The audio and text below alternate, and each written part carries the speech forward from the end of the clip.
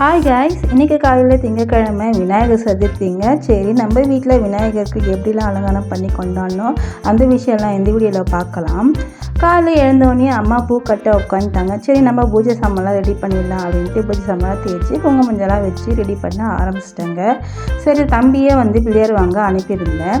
அதனாடி நம்ம கொண்டக்கடலையே வேக போட்டுடலாம் பூஜை சாமான் ரெடி பண்ணுறதுக்குள்ளன்ட்டு கொண்டக்கடலையே வேக போட்டு பாயசத்துக்கும் ஒரு பக்கம் வச்சுட்டேன். இனியா அவங்க அப்பா கூட போயிட்டு விநாயகரை வாங்கிட்டு வந்துட்டாரு. சரி, விநாயகர் வந்துட்டாரு, கடகடன்னு பூஜை சாமான்லாம் ரெடி பண்ணலாம் அப்படின்ட்டு நான் பூ போட்டு ரெடி பண்ணிட்டேங்க. அவரை மாவில் அலங்காரம் பண்ணி வைக்கலாம் அப்படின்ட்டு ரெடி பண்ண ஆரம்பிச்சிட்டோம்.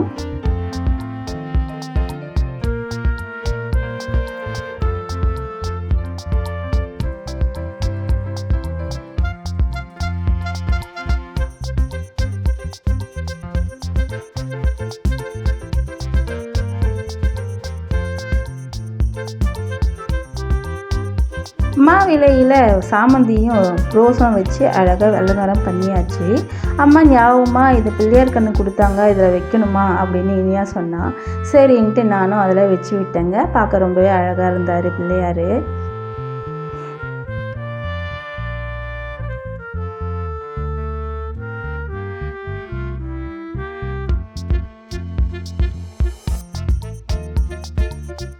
மற்ற அலங்காரம்லாம் நான் பார்த்துக்கிறேம்மா, நீ போன்னு சொன்னான். சரி, நான் போயிட்டு சமையல் வேலையை பார்க்கலான்ட்டு ஆரம்பிச்சிட்டேங்க.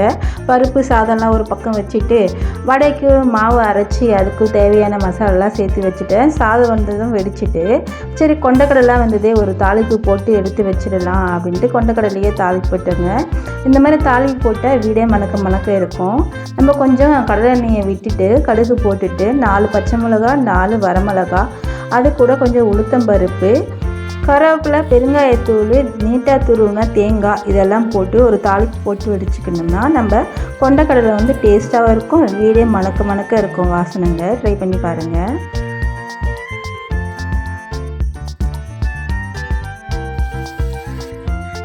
சரி, அப்படியே கொழுக்கட்டைக்கு மாவு ரெடி பண்ணிடலான்ட்டு 1 கப்பு வெல்லம், 1.5 கப்பு தண்ணி ஊற்றி ஓரளவு கொதிச்சதும் அதில் 1 கப்பு அரிசி மாவு போட்டு இப்போ கிண்டி எடுத்து வச்சுக்க போகிறோங்க.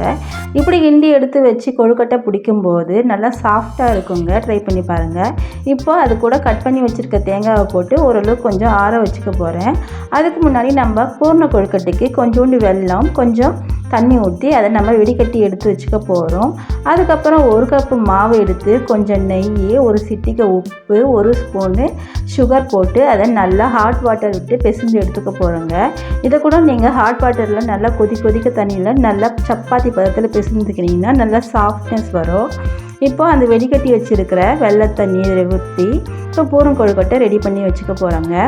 அதுக்கப்புறம் பிடி கொழுக்கட்டை ஆறினோடனையும் பிடிச்சி வச்சுட்டு பூர்ண கொழுக்கட்டையும் அதில் வச்சு ஒரு 10 நிமிஷம் ஆவி போட்டுடலான்ட்டு மூடி வச்சுட்டு அதுக்குள்ளே நம்ம சாமியை அழகாக ரெடி பண்ணிடலாம், விளக்கெல்லாம் ஏற்றிடலான்ட்டு போயிட்டேன்.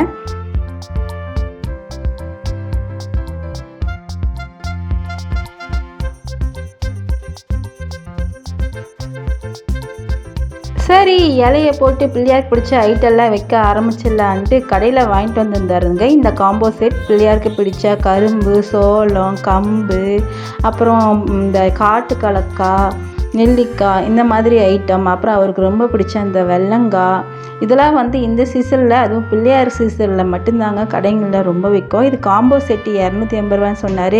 ரேட்டு கொஞ்சம் ஹெவியாக இருந்தது, பொருளும் கம்மியாக இருந்தது அப்படின்னாரு. பரவாயில்ல விடுங்க, வருஷத்தில் ஒரு நாள் தானே அப்படின்ட்டு வாங்கிட்டு நம்ம வீட்டில் செஞ்ச நெய்வேதிய பொருள்லாம் எடுத்து வச்சு சாமிக்கு படைச்சிட்டு இப்போ பூஜையை ஸ்டார்ட் பண்ணலான்ட்டு ஆரம்பிச்சிட்டோம். அதுக்குள்ளே நான் கொழுக்கட்டை வேக வச்சுருந்தியா, அதை மறந்துட்டேன். சரி, போய் கடன்னு போய் கொழுக்கட்டையை எடுத்துகிட்டு வரலாம் அப்படின்ட்டு எடுத்துகிட்டு வச்சிட்டேங்க. அவருக்கு பிடிச்ச மோதகம் அப்படின்னு சொல்லுவோம். இதை நாங்கள் எங்கள் வீட்டில் கொழுக்கட்டைன்னு சொல்லுவோம், பூர்ண கொழுக்கட்டைன்னு சொல்லுவோம். இப்போ அலங்காரம் முடிஞ்சு தீபாரதனை காட்டலாம் அப்படின்ட்டு ஒரு ஆரம்பிச்சிட்டோம்.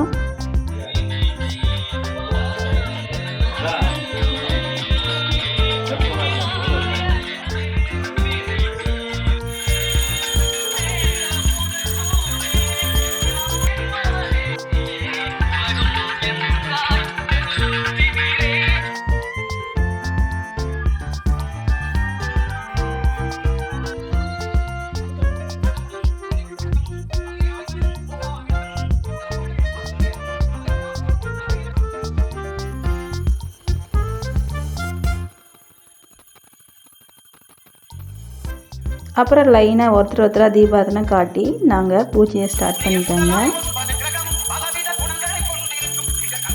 அப்படியே பாட்டு கேட்டுக்கிட்டு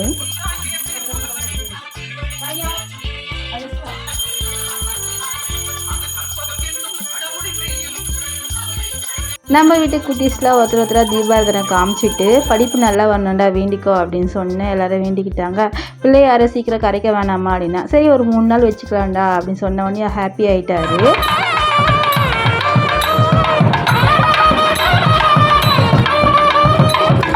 அப்படியே நைட்டு 9 மணிக்கு மேலே பிள்ளையார் வீதியுலா வந்தாருங்க நம்ம ஊர் கோயிலேருந்து. அவருக்கு போய் ஒரு அர்ச்சனையை போட்டு அவரை கண்குளிர பார்த்துட்டு அலங்காரம் சூப்பராக இருந்ததுங்க. அப்படியே நின்று ரசிச்சுட்டு இருந்தேன். அப்படியே ஆப்போசிட்டில் இன்னொரு கோவிலேருந்து இன்னொரு விநாயகர் வந்தார். அவருக்கும் கடகடன்னு போயிட்டு இன்னொரு அர்ச்சனையை எடுத்துகிட்டு வந்து அர்ச்சனையை பண்ணிட்டேங்க. இந்த நாள் ரொம்பவே சூப்பராக போச்சுங்க. அதிக வேலை, அதிக பக்தி, அதிக சந்தோஷம்னு நல்லா சூப்பராக போச்சுங்க.